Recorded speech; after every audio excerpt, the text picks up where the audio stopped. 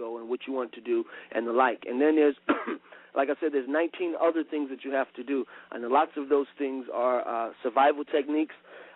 Some of those things are construction techniques, and those things prepare young men for battle, so to speak. And I hate to use I dislike using the term battle because it is indicative of a fight, once again. And I'm trying to tell people we're not in the fight. We're in a reconstruction period. But it prepares them for construction. It prepares them for work. And so, like today, you have many young men who are hard. They wear their pants around their ankles, bulky sweaters, bulky T-shirts, and they're very tough and hard. But if you get them on the work site and put a hammer in their hand, they're liable not to be able to swing it. And so these things have to be corrected in our community. And our forefathers who implemented these forms of rites of passage for males and females ultimately wanted to see that implemented within the larger community. But we will never be able to implement these things in the larger communities. Or I wouldn't say never. I would say we will have a hard time if we continue with the small fights and this thing and that thing, the different little arguments and things that make people want to walk out on the whole ball game and just say, "Oh, I'm through with it all." Those type of things get in the way. But the grand picture is that we can help bring a sense of understanding of being human in the aspects or in the responsibilities of male and females within the community. And so if you want to be a man in a community, this is what you have to do, prove to the community. Some cultures of our ancestors have some of the men have to be able to run on the back of 18 cows and not hit the ground. And then some of our cultures require whippings to take place, whereby a young man will be lashed, and he must not flinch, he must not move, he must take it and smile and show to his family that he has the strength of the bloodline to continue as a healthy male. And then you have the school of people who say, well, we don't need all of those things. I'm a man by birth, I'm a man by right, God made me a man. But then at the end of the day, without proper preparation, you'll find hardships in getting along with other men. You're going to find hardships with nurturing women and being nurturing to a family if you do not have that understanding. And so it's not a cure-all, it's not a fix-all, but it is a beginning, which is most important for our young men in the community to begin to be about something, to begin to have a clique that's about something. Imagine if the gangs were gangs, which they are, but imagine if they built things. Imagine what they could do. Oh. They would go around grouping up. You jump somebody in, and you don't jump them in. You teach them the square and the level, and you teach them a compass and the like. Teach them how to build. Because as you know, the young kids are going to form a society, and it's our job as leaders and people who can articulate and understand the culture and religion to put these things into place. Because if you do not form children into their own cultural gang, so to speak, they're going to create their own. They're going to call it my homies, my boys, my partners, and the like, you see. And so they're going to produce their own gang anyway. And if they do it themselves, 9 times out of 10, it's going to lack understanding, wisdom, knowledge, and forethought. And so it's up to the community to form young men into gangs. What our ancestors did pre-colonialism, especially like, let's say, Benin, they had what they called the Dokwe. As I said earlier, it's the collective work group. And there was a proverb that says, no man would ever say he's not a part of the Dokwe. Because the Dokwe, as people know, is a society of young men. And so any older man would always say, yes, I am a young man. I'm a part of the Dokwe. I am Dokwe. I'm Dokwe for life. That was he represented that. He threw that setup, so to speak, as African Americans say. And so, essentially those things are pertinent to the development of people. Because, like I said, the youth will produce their own gangs, whether you like it or not. And so it's best to understand human culture or human activity in human ways and build religion and culture around it. You see, that's what our ancestors did. They didn't come in and say, okay, cover all the women up and put all the women under the bus and all of the kids, shut them up, and men are in control of everything. No, it didn't exactly go like that, And so we have a culture of understanding. And so unlike most of those religions that are considered world religions and great religions, namely Christianity and Islam, did not adhere to natural human behavior. They were against, for the most part, natural human behavior, in that lots of those religions in their doctrines submerge and try to downplay and push human behavior under the rug and put things that were totally unnatural on people. You see, and so the traditions of our ancestors always sought to understand human activity and create a law, a custom, and a system to guide it through better without creating any friction. And so there's no one written Yoruba law like a constitution. It's ridiculous because the things are going to change. Things are expected to change. So how can you have a constitution from 500 years ago be relevant 500 years later?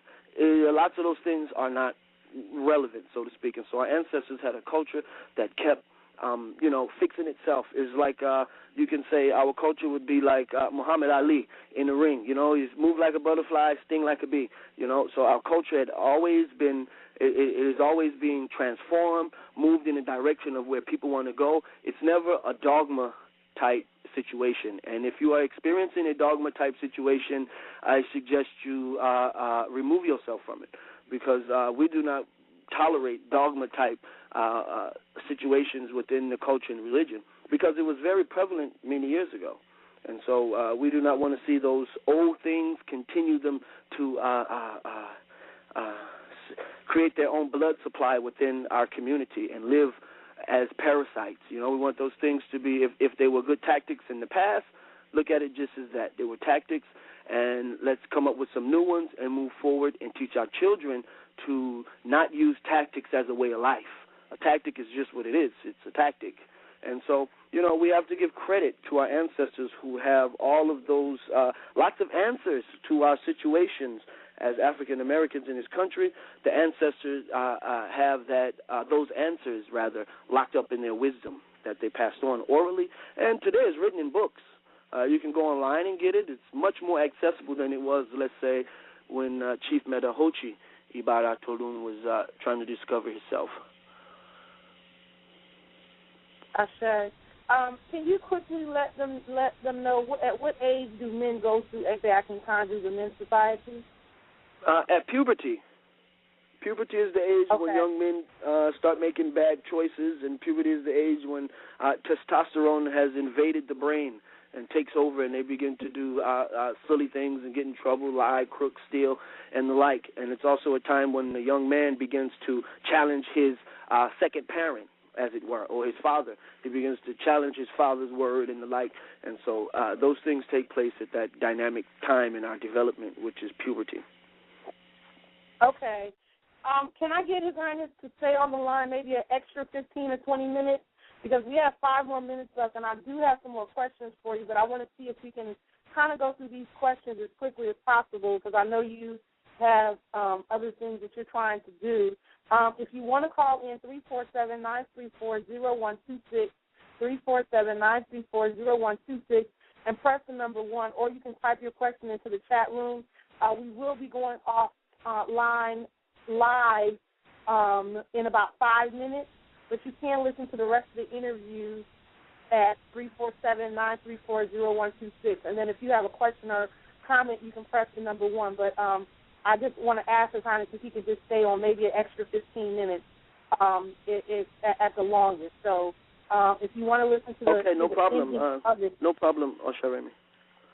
Okay, if you want to listen to the ending of the interview, you'll have to call in to the call-in number to hear the end of it. Okay, so we're going to go through these next questions a little bit quickly so we can get through as many of them as we can.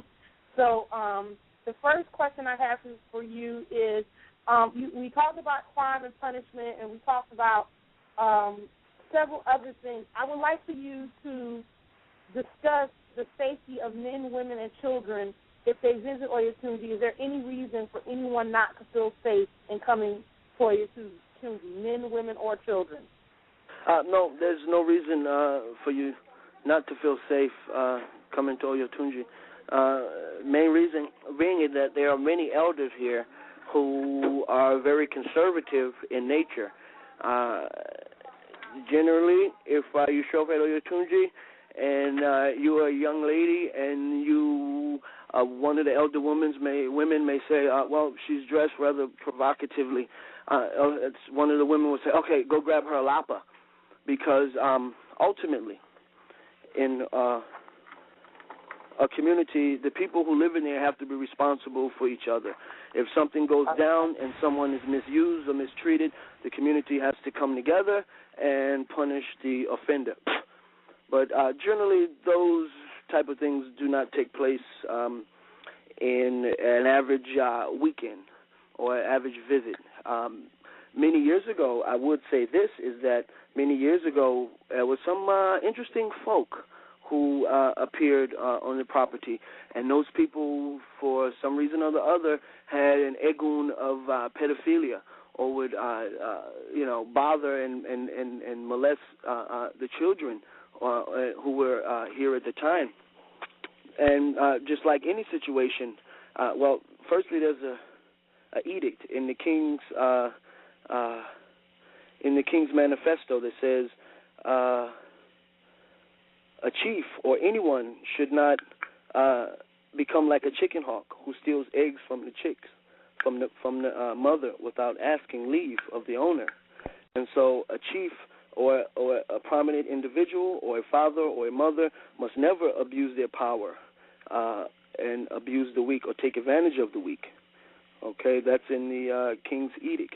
And so had anyone from back in the day who were taken advantage of, you can trust that their situation had been brought to a public forum, been brought to a public court, and dealt with.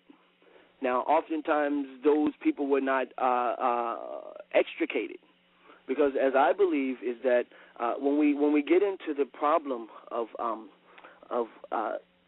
molestation and underage sex and predators and the like, it seems to be generally a problem of the United States as a product of the culture that's around.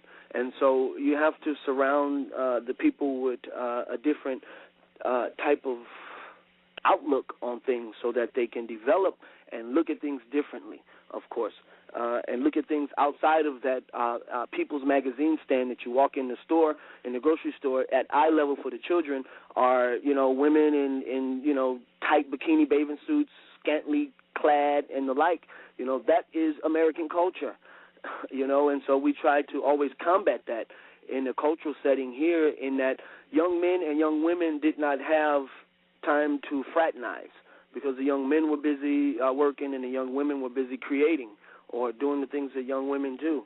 And so, like I say, we do not tolerate